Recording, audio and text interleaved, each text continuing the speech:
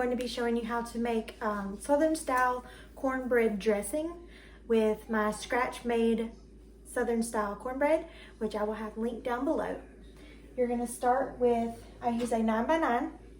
You want to go ahead and have that sprayed, and then you're going to use 16 ounces of chicken stock, a half teaspoon of black pepper, a half a tablespoon of poultry seasoning, 1/4 of a cup of melted butter, and 6 cornbread muffins, and 1/4 of a diced onion. I'm just going to mix this all together.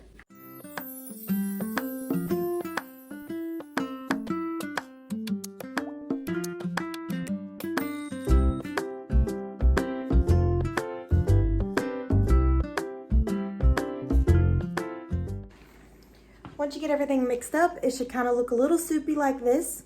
You can either put this in the refrigerator for overnight and bake it in the morning so that it's a little bit less that you have to do in the morning, or you can go ahead and bake it now, 375 for about 30 to 40 minutes once it starts getting golden around the edges.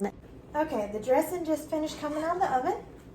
This is what it'll look like when it's done, how it's got those little golden bits. And the reason I like to cook it in a glass dish, as you can see, it's starting to gold on the bottom and it's really gold on the side.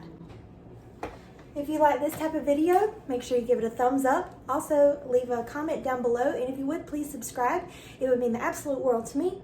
If you like these kind of recipes, I will be doing more of them shortly. Have a great day. Bye.